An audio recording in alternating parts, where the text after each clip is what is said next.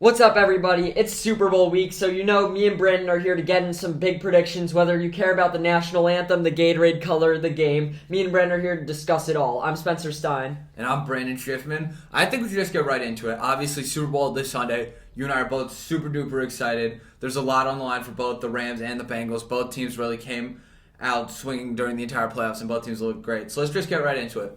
What are you most looking forward to in this game? You know, I gotta say I'm most excited to see the quarterback duel. I mean, both are great stories. We're gonna debate which is the better story in a second. But I think to see if Joe Burrow can complete his story. I mean, on paper, the Rams are a better team, and that's why this game was so difficult to pick for me. Because the Bengals have overachieved all postseason. They look unbeatable. But the Rams on paper have so much talent they have all year. I mean, their defensive line alone is scary, let alone against the Bengals O-line. So we'll see that. But I'm excited to see if Joe Burrow can overcome that and win, or if Matthew Stafford in his first year can win his first title. Mm-hmm. I like that a lot. My personal answer, though, might be a little different. Mine, I think, has to be the Jamar Chase-Jalen Ramsey matchup. Mm-hmm. I think this is the time when no excuses are left out there. Both are going to be playing with their careers on the line, literally. These are two of the best at what they do at their respective positions. I think we're going to see an all-out brawl, and I think it's going to be a masterclass at each position. Yeah, I mean, I think that's a really interesting storyline. We don't know their relationship, but sticking with receivers, the receivers I'm actually more interested in are Kupp and Odell. I mean, OBJ has been such a huge name in football for so many years. Now this is his first Super Bowl appearance, too. We don't have that much experience in this game, so I want to see what he does and what Cooper Kupp does. All postseason, Cooper Kupp's been fine, even with OBJ there. And since Odell's gotten to the Rams, he's created a distraction for Kupp, too. So I'm really interested to see out of the two of them who can get more yards, who really carries that team. Mm-hmm, absolutely. I think that it's one of those things that the Rams have done super well, and they really adjusted well when Robert Woods went out. A lot of people were panicking. They were saying the Rams are done. Even though they have a lot of talent, they're done. They immediately went out and got Odell a few days later. It's perfect. It worked out so well that I'm really excited to see what goes on. Definitely. So let's move back to the quarterbacks for a second. I kind of mentioned which one's a better storyline. Joe Burrow, it's his second year, it's his first playoffs. He hasn't lost a big game. We've been saying this for weeks. In college, he didn't lose a big game. In the NFL, he hasn't lost a big win-or-go-home game yet. Meanwhile, Stafford, he was stuck in Detroit for 12 years. People said, he's never going to go down as a legend of the game. In his first year at the Rams, he's taken them to the Super Bowl, and everyone seems to love him. But Brandon, which one of those two stories would make a better storyline? As much as I love Joe Burrow, I kind of have to say Stafford. I mean, he's always been very good on these horrible, horrible teams. He's been cursed by Detroit. I mean, I have to say, the Lions have cursed him. He's been so talented. He's been so good for his entire career, and that's all just been wasted away. And now he's finally out of that situation. He's immediately making a push for the Super Bowl. I have to take Stafford's side here. I'm going to definitely disagree. I mean, even though I might be happier if Stafford won and root for him more, I think he might be more rootable. It would be a better story if Joe Burrow won. Because if Joe Burrow wins, the legend of Joe Burrow grows. Right now, it's like no one's beat him in the playoffs. He's always pulling up to these games in his glasses and his drip, all his whole outfit everyone loves. I mean, Joe Burrow mania has taken over America. So it could be a better storyline of him in his first playoff appearance on the Bengals, who've never won a Super Bowl. I don't think any city likes their athletes more than likes their main athlete more than Cincinnati and Joe Burrow. I've never seen a city connect with their quarterback so quickly, just like that with Joe Burrow and Cincinnati. So I think if he continues the legend of Joe Burrow, not losing in the playoffs, bring Cincinnati a Super Bowl, that would be a better storyline. As much as I want Stafford to win, that's really an individual thing, and I think he has more time to win. Joe Burrow, one loss, and his legend goes way down. If he wins next year, it's like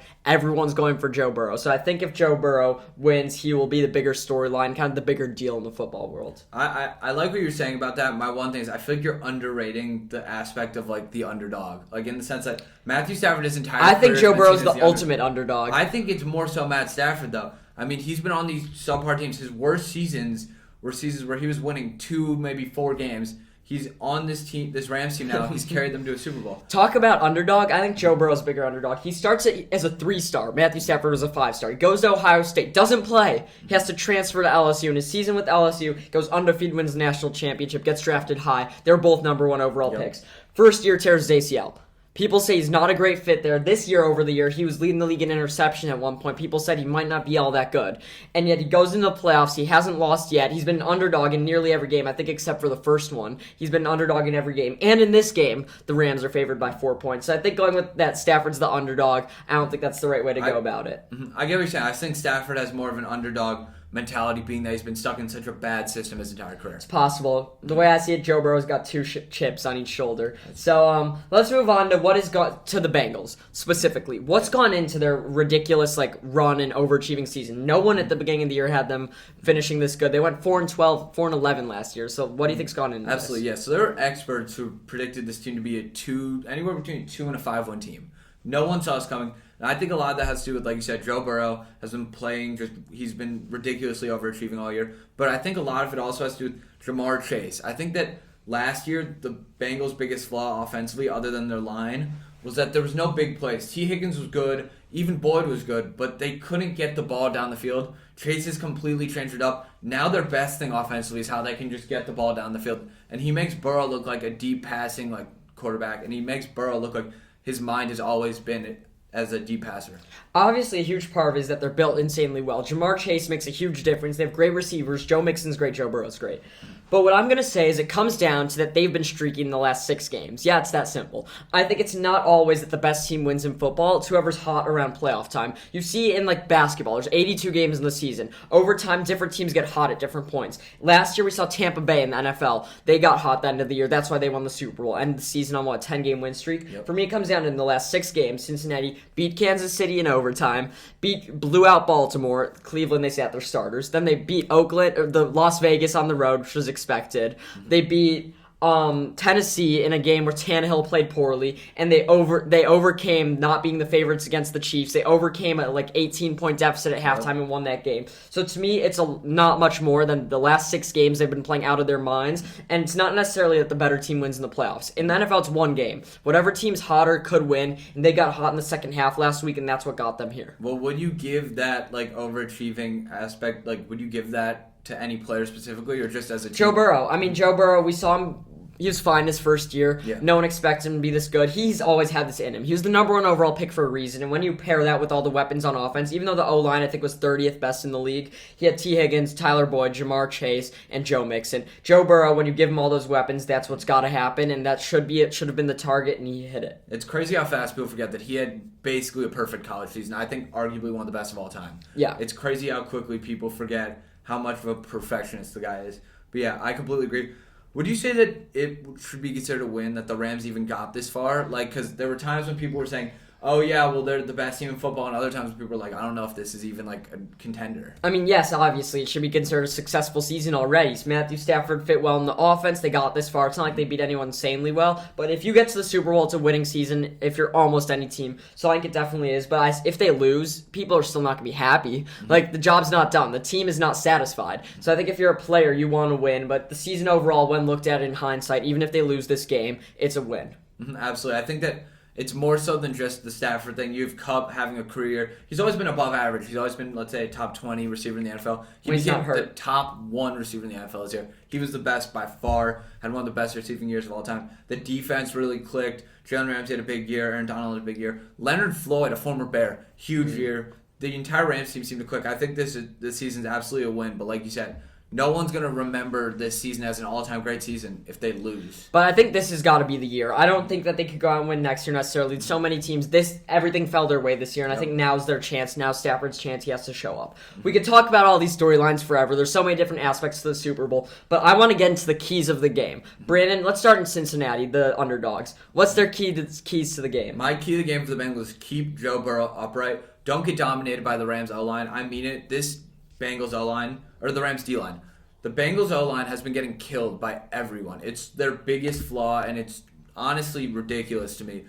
Burrow got sacked 9 times against Tennessee, and they still pulled out a win. And that was the Titans' worst performance we've seen in the playoffs in a very long time. That can't happen again. Here's what I'm going to say. Regardless, that's going to happen. It's obviously better if they limit it. Regardless, we know the Rams are going to get sacks on Joe Burrow. We know they're going to rush the passer. Hopefully, Cincinnati counters that. So I think it's important that they do a lot of screens to Joe Mixon. They get the ball out fast. The receivers run good routes. In my opinion, though, it's keep it close till clutch time. We've seen what Joe Burrow and that team could do in the second half and the fourth quarter. Last week, if the Chiefs score before halftime, maybe it's not close enough for the Bengals to win the second half. I trust that the Bengals can win the fourth quarter. It's a part of what I'm going to say in a bit. So I think if they could keep it close enough until the late game and they could really win and be the more clutch team, I have confidence the Bengals can do that. So basically, don't let the Rams run all over you right when the game starts. Absolutely. They need to keep it close enough to a point where they can still punch out a win if they really have to. Let's get to the Rams. You want to start this one? Yeah, mine's the opposite. Mine's the exact counter to this. Don't make mistakes late. We know, obviously, the whole game, it's all about playing mistakeless football, especially for Stafford. He led the league in pick sixes this year. That's just one simple stat that could lose you the game. A pick six in the Super Bowl can lose you the game. It can ruin his legacy. So I think don't make mistakes, especially late in the game. We know they'll come out firing. We know their pass rushers are going to be good. I have no doubt Aaron Donald and Von Miller and Leonard Floyd are all going to show up. I have no doubt. Same with Jalen Ramsey. Just don't make mistakes. Don't be winning like the Chiefs were, then throw the game away late. So be yourselves. Stafford, don't throw too many interceptions. Keep the ball safe. And, just don't choke. Yeah, this team is definitely prone to mistakes. Even in the Tampa Bay game, there are like 3 fumbles in the fourth quarter. They can't let that happen again because this Bengals team will be all over that. My personal key to the game for the Rams, just do what's been working. Feed Kupp. Keep the defense just locked down. They have one of the most scrappy defenses in the NFL. They need to keep that up, or this could all crumble down, and this season could go in the Bengals' favor. Definitely. So now let's get to what you've all been waiting for, our game picks. We'll start with our big predictions, and then we'll get into some player props like we did with the conference championships. Yep. Brandon, what is your Super Bowl prediction for Super Bowl 56? My Super Bowl prediction for Super Bowl 56 is the upset. I have the Bengals beating the Rams 30-24. All-time great Super Bowl performance out of Joe Burrow. This has been one of the most difficult Super Bowls to pick yet, and here's why. The big stat everyone's looking at. The Los Angeles Rams defensive line has the first best win rate, getting to the quarterback. The Bengals O-line, 30th best win rate. That makes it look to me like the Rams will be able to get to Joe Burrow. Their defense is elite. Jalen Ramsey could hold Jamar Chase, and we've seen what their offense can do. It's not been insane by any means, but Cooper Kupp and Odell Beckham might be the best duo, and their actually receivers duo is better than the Bengals. So you guys might think I'm picking Rams now, but the Cincinnati Bengals have Joe Burrow. And I know I've picked against each of these teams now 2 weeks in a row. But the Bengals have convinced me after last week I cannot pick against them anymore. I know what Joe Burrow is capable of late in games. I know what their defense actually can do. They've stepped up in ways I didn't think they would. Trey Hendrickson's a key again. I said last week a key of the game was Trey Hendrickson. That's another key.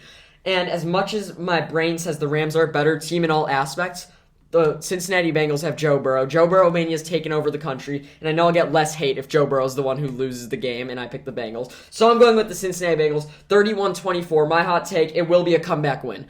The Rams will score first. The Rams will be winning at halftime. The Bengals will win in the fourth quarter behind a historic performance from Joe Burrow, the Super Bowl MVP. I love that. Love that a lot. So we both have Bengals +4, and we both are hitting the over. Let's get to some player props. I'll read them off. Let's start with Joe Burrow passing yards over under 276.5. This is actually a tough one. Initially, I was like, it's definitely the over. Thinking Joe Burrow, that's what he does. But last week against the Chiefs, he only had 250 passing yards, and that was in a win.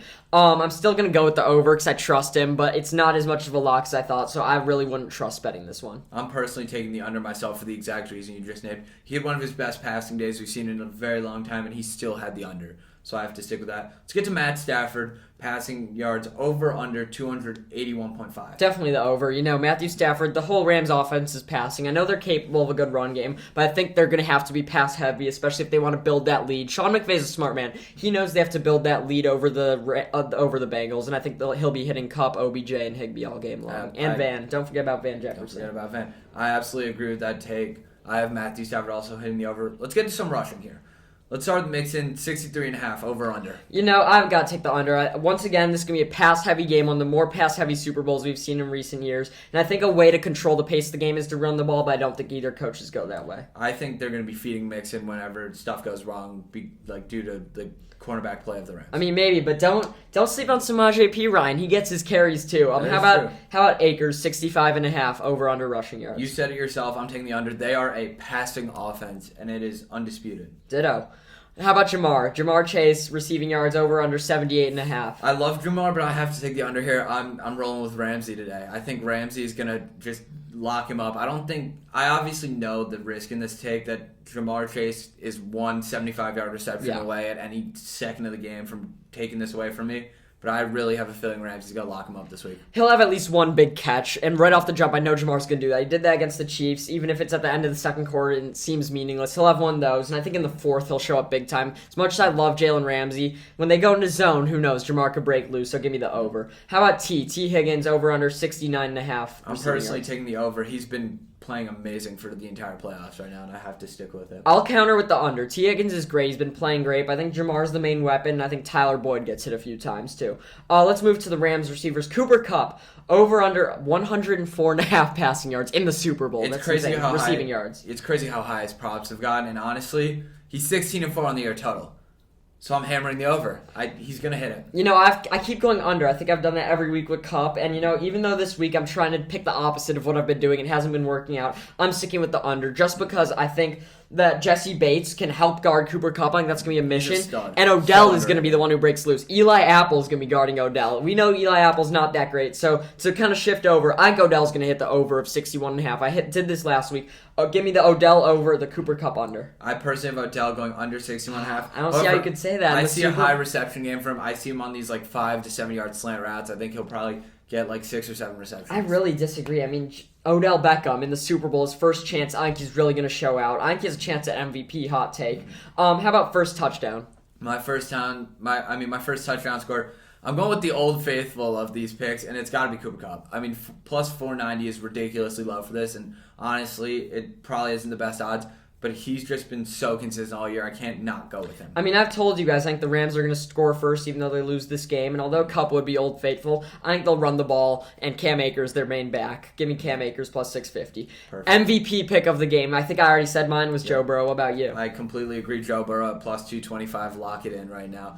If the Rams win, though, I don't think it's going to Stafford. I think it is going to Kupp. Yeah. It's my hot take. So now let's get to a few fun picks. Brandon, what's your fun parlay of the game? My fun parlay of the game has to be Bengals money line plus the first half under in total points, which would be 24.5. I think this game starts a little bit slow, and then the Bengals really turn it on in the second half and go crazy. I don't know. I mean, that's fine, I guess. I don't know how much I trust the first half under. For me, Mixon over 24.5 receiving yards. I told you guys I have the under for the rushing, but I think that he will be a big asset out of the passing game. And I think with those Rams pass rushers really attacking Burrow, there will be a lot of slip screens thrown. I like Bengals second half points over 10.5. I was shocked when I saw this number. They're a second half team. How can it be 10.5? And I think they're going to win this game in the second half. And then also I'd put that with the Bengals getting 4 points.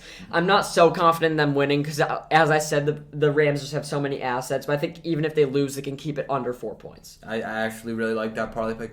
Let's get to some fun picks. These are the picks for people who might not necessarily love the football aspect, but the people who watch for the commercials and the halftime show and the national anthem. Let's start right there. Over under a minute 35. I gotta hammer the over. I know the person who's singing the national anthem has gone under that number in the past, but it's the Super Bowl. It's the biggest stage of them all. She'll hold that note. I think she'll hold that note. I'll go with the over too. How about coin toss, heads or tails? Tails never fails. Me too. Tails never fails. Perfect. Here's an interesting one that I genuinely think is strategic. Results of the kickoff, the opening kickoff of the game. I think I got to go with the touchback here. I feel like the nerves are high come Super Bowl Sunday, and these teams aren't going to want to be running it out necessarily. Mind you, it could be a short kick, and then I'll look a little bit stupid, but with that being said, I think the only chance of a touchback is if the kicker gets it out the back of the end zone. I think before the game, these kick returners are watching Devin Hester's clip from '06. I know the Bears lost that game, sadly, but they all want to be the next Devin Hester. Give me not touchback. Someone will try and run it out.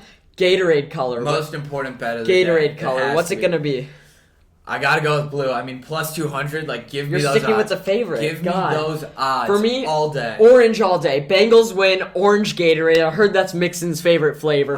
Give me the orange plus 320. I have a feeling Burrow's a blue Gatorade guy. I mean, that blue raspberry flavor. I don't know. That isn't Joe I don't Rice. know. You're just going with the favorite. Orange is plus 320. How about the first touchdown? It's gonna be the Rams. I think the Rams come out firing. But I think they slow down over the course of the game, as we've agreed. I hate to see this, that we're agreeing with the Rams starting off fresh and then the Bengals coming at the end. I think it's rare that the team who scores first doesn't win, but I think that will happen this game. How about total interceptions in the game, over under 1.5? I had a lot of trouble with this just because both quarterbacks at one point or another in the year have been seen as turnover prone. And Joe Burrow has been very, very good come the playoff time. But I still see, for some reason, it going over 1.5 interceptions. I know Stafford's going to have one, but but I don't know if the second one's going to be Burrow or Stafford, but it's definitely going to happen. You know, if I had to put money on this, I might go with the over, just because statistically I feel like someone will throw 2 interceptions. That will happen at some point in the game. But when I really thought about it, I don't see Stafford throwing more than 1. He could throw 2, but I really don't think he's going to sell away his legacy like that. And I think Burrow throws none because they win the game. So I'll go with under, even though I'm really hesitant about that. I wouldn't put money on that. How about this fun one?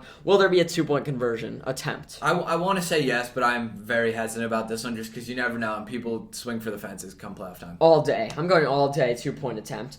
Last thing before we go, long shot of the day. Mine has to be the one-legged man, CJ Uzomah. He took off that brace. He said, I'm playing in the biggest game of my career. I think his 2 touchdown plus prop odds are very, very good. They're plus 2,400, and he's hit that during the season. So I wouldn't be that surprised if he hits that now. I think they're only giving him those odds because he's walking with a limp, and I don't think he's going to be as mobile on the field. Yeah, he won't be as mobile. He won't get 2 touchdowns. My long shot, will there be a score on the last play? I'm going yes. I won't put this in my prediction, but, the last 2 Bengals wins, Evan McPherson, game-winning field goals. I think it could happen again, and if overtime happens, that's a lock, basically. Yep. So, as Joe Burrow said, Evan McPherson at the end of each game said, we're going to the Super Bowl, I guess. I think there's a good chance that happens again. The plus 1,140 odds are good. Yeah, I completely agree. I actually like that pick a lot, especially if it comes to overtime. You're probably and I'm really hoping we see that. Mm-hmm. I want to see a great game, and I really think we will see a great game. These teams are matched up well, and regardless, there's such great storylines that we talked about, Joe Burrow, Matthew Stafford, so I'm really excited for it. Absolutely. Once again, the halftime show commercials, all the Super Bowl festivities, there's so nothing like it.